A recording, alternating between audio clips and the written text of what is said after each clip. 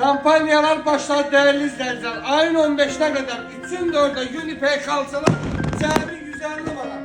Bakın mükemmel görüntülü kalçalar. Süper təkliflə gəlmişik değerli izleyiciler.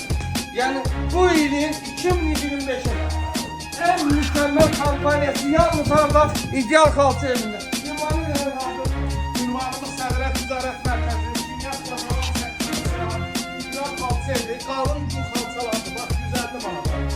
Alıp satanların nəzərinə bir dənə canlı sata bilərik. Biz bunu paylaşırıq ki, ehtiyatı olanlar Ehtiyatlı gəlsin. şəxslər gəlsin. Bak değerli izleyiciler.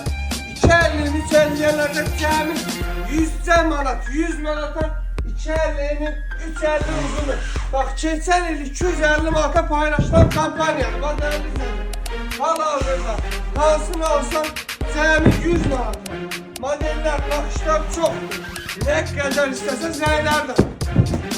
Oğurdum da. Səhvəni bəyənin paylaşın ayın 15'ine kimi vaxtımız çox azdır. Kimə qismət olsaq Allah Kardeş xeyrin malı da versin. size izah 40 dənə bundan da 30 dənə də ondandır. Vallahi malın da keyfiyetine yani söz yoktur. Bak mala bak. Mala bak. 100 manat.